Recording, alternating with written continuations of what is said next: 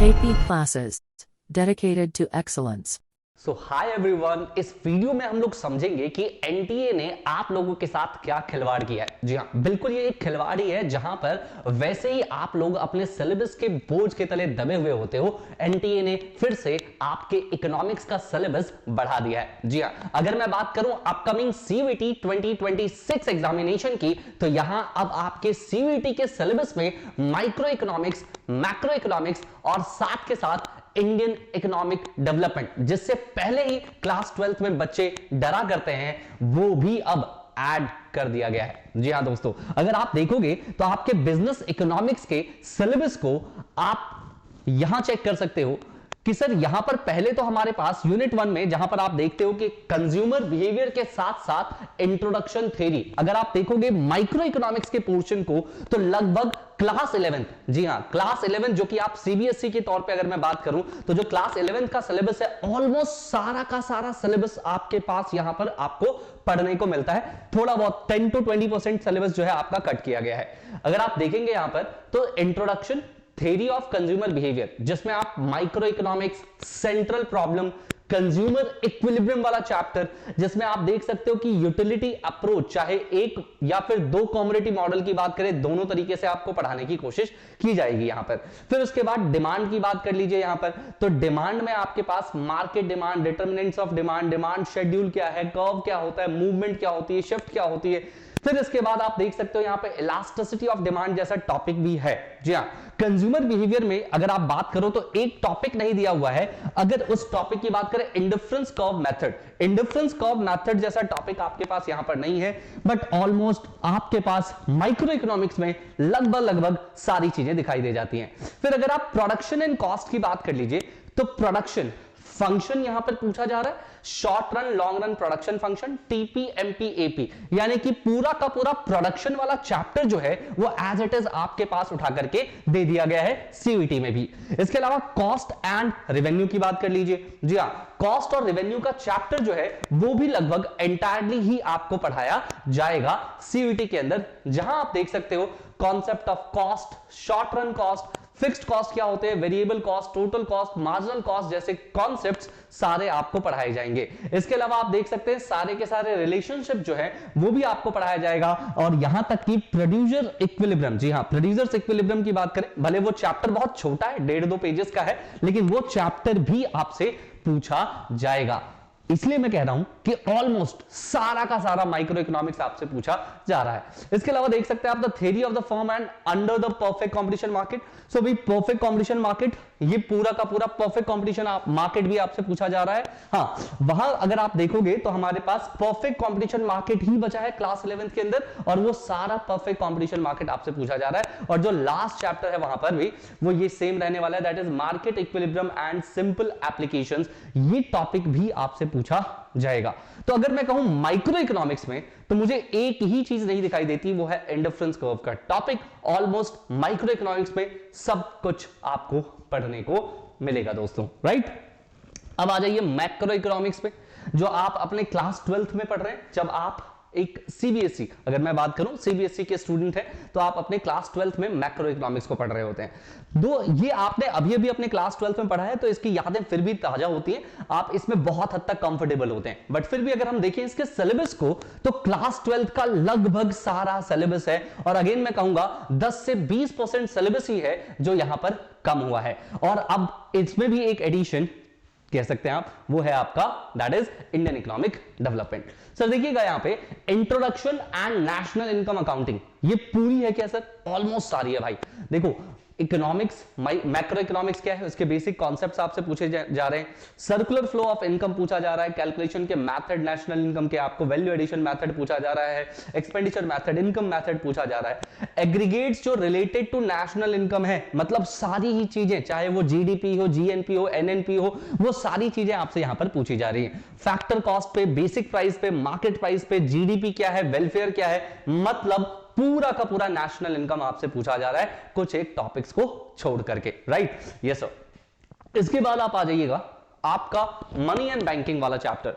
बच्चों आप यहां पर भी देखोगे मनी वाले चैप्टर में पूरा मनी का चैप्टर आपसे पूछा जा रहा है। Meaning and function, supply of money, money creation and money multiplier. मतलब पूरा का पूरा मनी का चैप्टर जो है वो आपसे पूछा जा रहा है। और अगर आप बैंकिंग वाले चैप्टर को देखो तो यहां सेंट्रल बैंक, जी हां, यहां पर आपसे कमर्शियल बैंक एंड उसके फंक्शंस की बात नहीं की गई है, लेकिन अगर आप देखोगे तो सेंट्रल बैंक और उसके फंक्शंस की बात की जा रही है। बट इसके अलावा आप देखोगे policy tools to control the money supply, ये जो एक वास्ट टॉपिक है ये भी आपसे पूछा जा रहा है। तो मतलब कमर्शियल बैंक सिर्फ यहां से हटाया गया है, बाकी सारी चीजें एज इट इज आपके पास सीयूईटी में भी आपको पढ़ने को मिलेंगी। यूनिट 3 अगर आप देखते हो तो यहां पर आपके पास determination of income and employment, जी हां, determination of income and employment, ये जो 12 नंबर का चैप्टर है आपके सीबीएसई में, वो भी आपसे आपके सीयूईटी में एनटीए ने पूछ डाला भाई।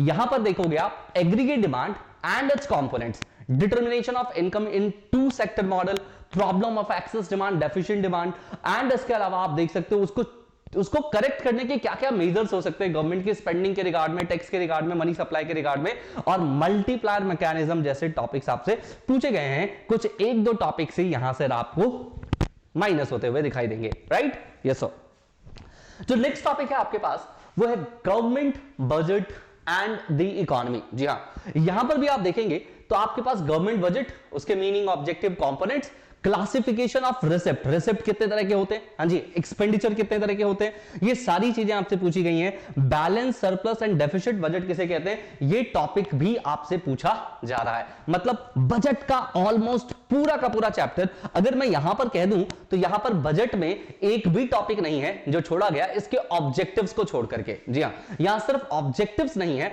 अदरवाइज लगभग सारे ही टॉपिक्स आपसे पूछे जा रहे हैं बच्चों, राइट? Yes sir. फिर आप आइए यूनिट 5 में। सर यूनिट 5 में क्या चीजें पूछी गई हैं? देखिए वहां लिखा है ओपन इकोनॉमी, मैक्रो इकोनॉमिक्स, और नीचे अगर आप देखोगे तो balance of payment account, balance of payment और फॉरेन एक्सचेंज रेट। जी हां, ये फॉरेन एक्सचेंज रेट और बैलेंस ऑफ पेमेंट, ये दोनों टॉपिक यहां पर पूछ लिए गए हैं। और मैं बता दूं आपको, बैलेंस ऑफ पेमेंट में एक आधे टॉपिक को छोड़ करके लगभग सारे ही टॉपिक हैं, और फॉरेन एक्सचेंज रेट में तो जी सारा का सारा चैप्टर आपसे पूछा गया है, कोई टॉपिक छोड़ा नहीं गया है। आप देख सकते हैं meaning of fixed and flexible rates, managed floating, merit demerit क्या है, एक्सचेंज रेट रिजाइन के, डिटर्मिनेशन ऑफ एक्सचेंज रेट और मैनेज फ्लोटिंग क्या होती हैं, ये सारी चीजें आपसे यहां पर पूछी जा रही हैं बच्चों, राइट? फिर आप आ जाइए कोर्स 3 करके, आपके पास जो थर्ड मॉड्यूल है, यहां पर क्या पूछा जा रहा है इसके यूनिट 1 में, जिसको आप कह रहे हैं इंडियन इकोनॉमिक डेवलपमेंट। जी हां, इस बार का सबसे बड़ा चेंज, और शायद मुझे लगता है इस वजह से बहुत सारे बच्चे डरेंगे कि सर मुझे अपने वो जो 3 कोर्स मेन जो सब्जेक्ट सिलेक्शंस होते हैं, शायद उनमें इकोनॉमिक्स को नहीं रखना। लेकिन मैं आपको बताऊंगा कि सर इकोनॉमिक्स किस तरीके से अभी भी आपके लिए एक फायदेमंद सब्जेक्ट हो सकता है, जहां 50 में से 45, 46, 47 मार्क्स लाना फिर भी आसान होगा, राइट? चलिए, तो यहां पर अगर हम बात करें इंडियन इकोनॉमिक डेवलपमेंट की, तो यहां पर यूनिट 1, जिसमें आप देखोगे डेवलपमेंट पॉलिसीज एंड एक्सपीरियंस 1947 से लेकर के 1990, जो कि आपके अगर एनसीईआरटी की बुक की बात करें तो वहां का चैप्टर नंबर 1 हो जाता है ना, Indian economy on the eve of independence. वो पूरा का पूरा chapter sir Indian economic system and common goals 5 year plans, जो सेकंड चैप्टर आप देखते हो वो वाला चैप्टर भी है यहाँ पे। और मेन फीचर्स जो हैं उनमें जो भी पॉलिसीज थी एग्रीकल्चर से रिलेटेड, वो भी चैप्टर आपसे पूछा जा रहा है। मतलब पहले 3 चैप्टर आपसे पूछ लिए गए हैं। काफी बुक्स में ये चैप्टर्स के फॉर्मेट में पढ़ाए जाते हैं, और काफी बुक्स में अगर आप देखोगे तो इन्हें आप टॉपिक्स के फॉर्मेट में उन बुक्स में देख सकते हो, राइट? चलिए, यूनिट 2 की बात करें तो यहां पर 1991 के रिफॉर्म्स यानी एलपीजी, जी हां, सबसे बड़ा चैप्टर है ऑलमोस्ट अगर हम बात करें आपके इंडियन इकोनॉमिक डेवलपमेंट का। लेकिन यहां पर थोड़ा सा आपको सिलेक्टिव होने की जरूरत है क्या? नहीं। क्यों? क्योंकि जब यहां पर मेंशनिंग कम है, अगर आप देखो तो features and appraisals of liberalisation, globalisation and privatisation, तो मतलब आपको लगभग सारी चीजें पढ़नी पड़ेंगी, है ना? क्योंकि यहां पे फीचर्स एंड अप्रेजल्स की बात की है, तो लगभग आपको सारा का सारा टॉपिक ही पढ़ना पड़ेगा, राइट? चलिए, यूनिट 3 की बात कर लीजिए। तो यहां पर करंट चैलेंजेस जो कि इंडियन इकोनॉमी फेस कर रही है, उससे रिलेटेड जो चैप्टर्स है, लाइक ह्यूमन कैपिटल फॉर्मेशन, कि लोग ह्यूमन कैपिटल कैसे बनते हैं, रोल क्या है ह्यूमन कैपिटल फॉर्मेशन का या डेवलपमेंट का, ग्रोथ ऑफ एजुकेशन का इंडियन इकोनॉमी में क्या रोल है, ये सारी चीजें आपसे पूछनी है। खैर, ह्यूमन कैपिटल फॉर्मेशन में बहुत सिलेक्टिव स्टडी करनी है, पूरा का पूरा चैप्टर आपको पढ़ करके नहीं जाना है, राइट। फिर रूरल डेवलपमेंट की तरफ आ जाएं आप, तो यहां पर credit and marketing role of cooperatives, agricultural market system and agricultural diversification, alternative farming और ऑर्गेनिक फार्मिंग जैसे टॉपिक्स आपसे पूछे जाते हैं बच्चों। इसके अलावा आप एम्प्लॉयमेंट वाले चैप्टर में देखोगे growth and changes in the workforce participation rate, ये टॉपिक आपसे फॉर्मल एंड इनफॉर्मल सेक्टर्स, उनकी प्रॉब्लम्स, उनकी पॉलिसीज पे आपसे चर्चा की जानी है, राइट। तो ये टॉपिक्स आपको तैयार करने हैं। इसके अलावा एनवायरमेंट एंड सस्टेनेबल डेवलपमेंट करके जो टॉपिक है हमारे पास, आप देखोगे एनवायरमेंट एंड सस्टेनेबल डेवलपमेंट हमारी बुक में से हटा दिया गया है वैसे तो, लेकिन फिर भी सीवीटी में पूछा जा रहा है। इसके definitions and functions, state of India's environment, strategies for sustainable development, ये टॉपिक्स आपको तैयार करने पड़ेंगे। Apart from this development experience of India, जहां पर आपको एक ही चैप्टर यहां पर आप देख सकते हैं कंपैरिजन विद द नेबर्स, जिसमें आप इंडिया, चाइना और पाकिस्तान का कंपैरिजन जो है वो पढ़ रहे होंगे, और issues economic growth, population, sectoral development, ये सारी चीजें आप वहीं पर उसी चैप्टर के अंदर पढ़ने वाले हैं बच्चों, राइट।